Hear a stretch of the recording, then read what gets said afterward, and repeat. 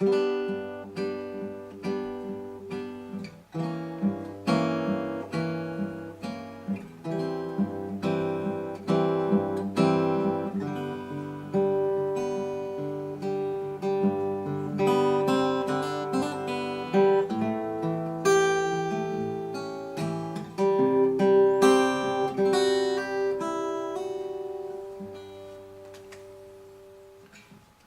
on that later.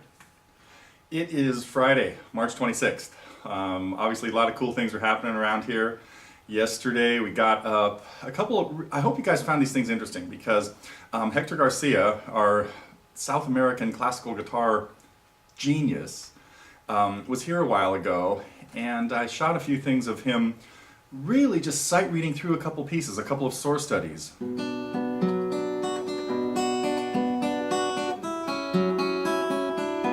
There it is.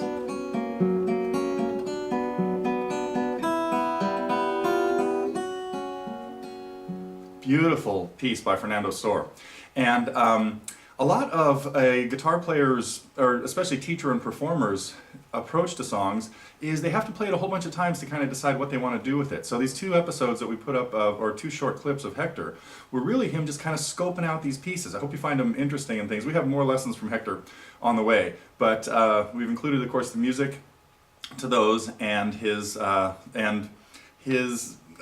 candid run-through of the tunes. So hope you get a chance to check those out because it's a really nice little, almost behind-the-scenes insight into the mind and creative process of a great artist. So anyway, that was the big thing for yesterday. Of course, I got to a few video responses and managed to get, well, I'll save that one for last, but we, Dennis put up a Willie Nelson tune, Sad Songs and Waltzes, that done by Cake. So if you haven't heard anything from Cake, this made me go out and listen to Cake a little bit, and they've got some really neat songs. Might have to find some room in the target program for them.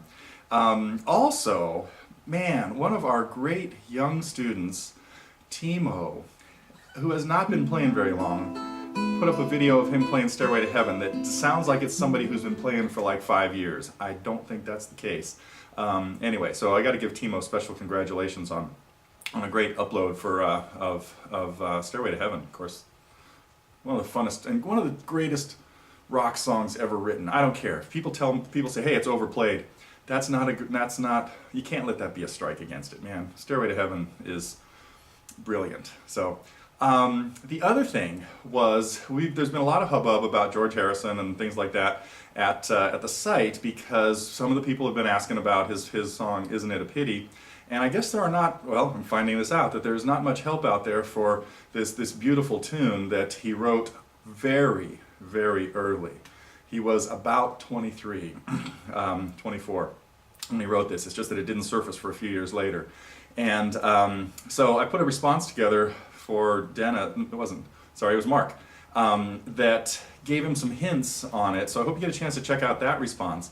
Unfortunately, well, I don't know, as happens with me a lot, I got a little carried away and almost turned it into a whole lesson, and talking about how George did it, a demo version that appeared in the Get Back sessions recorded in 1969, and decided to save that for just our target members. So I put up most of the response in the video response column that everybody can check out.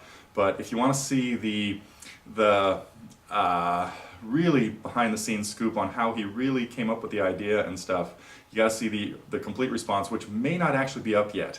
And again, it's only a minute longer than the first one, but it has inspired me to work on something a little bit bigger than that, as you may have been able to tell what I just played there a few minutes ago. So George's tune, Isn't It a Pity, is kind of moving up to a front burner status around here, and we'll see what we can come up with over the next week or so on that. But that does lead me to the last thing on today's vital news, and that is I started a trivia section of the news yesterday asking how many songs that Ringo had been involved in writing, and it has stirred up a hornet's nest of stuff. So I would say there's a few songs that I think can't count. Maggie May, which appeared on Let It Be, is one of them. First of all, because that's an Old English pub song, kind of like God Save the Queen. That one doesn't count because they only arranged that. And I gotta throw water on the Dig It one because that is a piece of, I don't know, it's a technicality, but I'm the judge. I created the questions, and so Dig It doesn't count. But the correct answer that we got from, I believe it was Mark in the UK, was 4. And there were 2 that he got solo credit for, and hopefully you know what those are. I have trouble counting Flying too, so because that was another instrumental that was just a jam. They did some things. They did a 12-bar original that appeared on some bootlegs many times too that was painful. It was them trying to sound like Booker T and the MGs, and it just didn't work. So as great as these guys were, they were not Booker T and the MGs at that style of stuff. So anyway, the real answer in my book is 3 then, because I just pulled Flying out of the mix, which was from Magical Mystery Tour. Was 2 solo ones, Octopus's Garden and Don't Pass Me By. Now, to kind of continue the thing, he had a lot of help with Octopus's Garden. Matter of fact, it was about 10% Ringo and about 90% somebody else. So let's make sure everybody knows what that is. And the third one, the really obscure answer to this, is What Goes On. Ringo said that John and Paul had been feeling kind of guilty about him not getting any writing credits on anything, because that's actually where there's a lot of income for bands and stuff. And so Ringo sang What Goes On, and according to Ringo, he said something like, yeah, I probably changed a couple words here, like a this to a that, or a you to a me, or something like that, and they gave him a 3rd songwriting credits for it. It was kind of a charity case, but that's the main answer. Now, into today's question. Now I want to go back even further. The day John met Paul, 1957, church festival in Liverpool, and John's band, the Quarrymen, was playing. So the question for today is, John had this band already, and Paul came along at this church thing, and they met, and John wanted Paul to join the band. Why?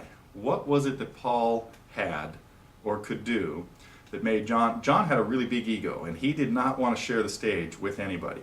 But so today's question is actually kind of 3-pronged, because it's going to be why everybody got in the band. Why did John accept Paul? Why did they then, a little bit later, accept George, who was quite a bit younger? John had never really had any respect for George because he was a couple of years younger. He was a punk kid. He was like 14 or 15 when these guys were 17. So, tough time to play. And then many years later, well, 5 years later, Ringo got pulled into the band to replace Pete Best. So, again, no internet allowed on this. You got to see what you have in your archives. So, why did Paul get to join the band? Why did George get to join the band? And why was Ringo then put in the band? That's it for today. I have rambled on too long. If you hung with me this far, you got that question. Let's see some answers.